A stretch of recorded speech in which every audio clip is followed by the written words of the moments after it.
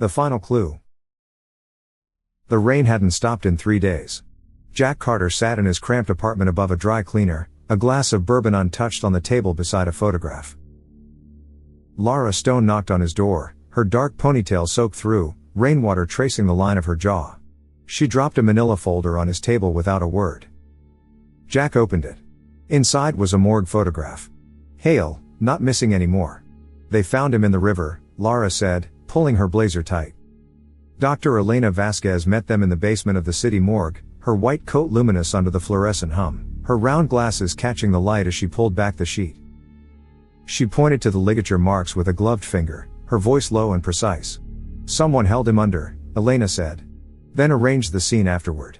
Whoever did this knew exactly how long it would take. On the senator's inner wrist, barely visible beneath a bruise, was a tattoo, a small compass rose. Jack had seen that mark before, 20 years ago, on a file that was supposed to have been destroyed. The parking garage erupted before they reached the car. 2 men in black stepped from the shadows, and the first gunshot shattered the windshield of the vehicle beside Jack's head.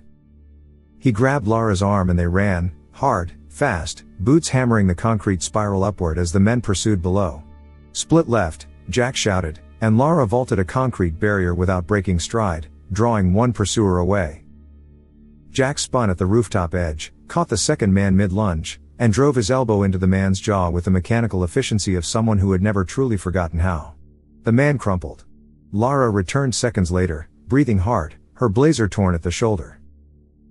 Back in the morgue, Jack spread the evidence across Elena's steel examination table, the phone, the photograph, the compass rose tattoo. Elena removed her glasses slowly, pressing 2 fingers to her lips. The compass rose, she said quietly. Marcus had that tattoo done himself. He told me it was to remember someone who saved his life years ago. She looked directly at Jack. He said the man's name was Carter. The room went very still. Jack stared at the photograph of Hale, and the memory surfaced like something long drowned, a younger version of himself, pulling a bleeding man from a burning car on a highway outside the city, never knowing his name. He had saved the senator's life 2 decades ago, and the senator had spent those decades building a case against the very corruption that had now killed him. The file, the evidence, the compass rose, Hale had left it all for Jack. He had always known who would come looking.